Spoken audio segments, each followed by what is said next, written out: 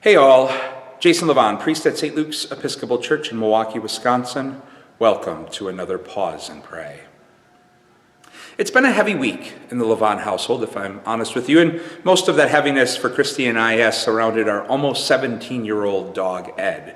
Recently, we've noticed a pretty significant decline in his health, and over the past week, Christy and I have been having that heartbreaking conversation about Ed's quality of life and future with us. We're having an appointment with our veterinarian on Friday afternoon just to talk about all of this and hopefully be able to come to as informed and compassionate as a decision as possible given what we're working with. So it's been a week of reflecting on Ed and acknowledging the scarcity of his time with us. I know that he has a whole lot more life behind him with us than he has in front of him because he's almost 17 years old. And would appreciate your prayers as Christy and I navigate all that. Any of you who have four-legged friends know the heartbreak of this time of life with them.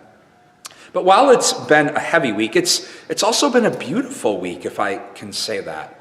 Because in reflecting on the scarcity of Ed's time, I've come to be much more aware of Ed in my life this past week, and have had all of these moments of connection with him, recognizing the gift he's been and is, and the impact he's had on my life, even though he loves Christy more than he loves me, way more than he loves me, and that's okay. Heck, I forgive him. I love Christy way more than I love me.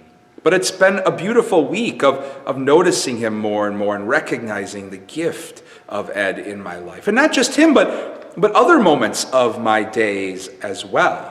Like morning conversation with my partner Christy before going off for work, or an afternoon walk with Blue, or a nighttime cup of tea that I found myself savoring more deeply.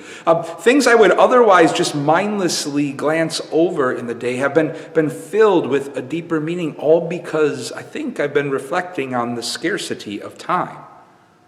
There's a strand in sacred scripture that reflects on the scarcity of time as well. We hear it in books like the first letter of John. In today's daily office, we're invited to pray chapter 2 of that, starting in verse 18. And the passage begins with the author saying, "Children, it is the last hour."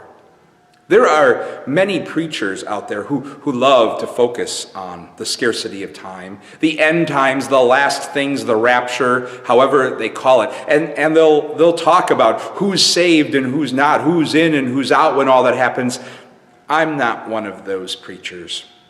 But what I can say after 43 years of living, and this past week thanks to my dog Ed, that somehow it's the scarcity of time that fills it with all of this value worth savoring. And maybe in that is our invitation to pause and pray today.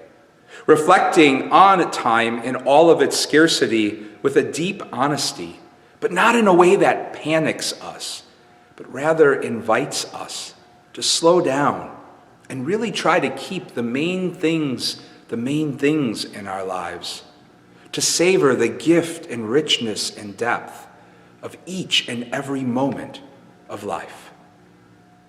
God's peace and blessings to you all.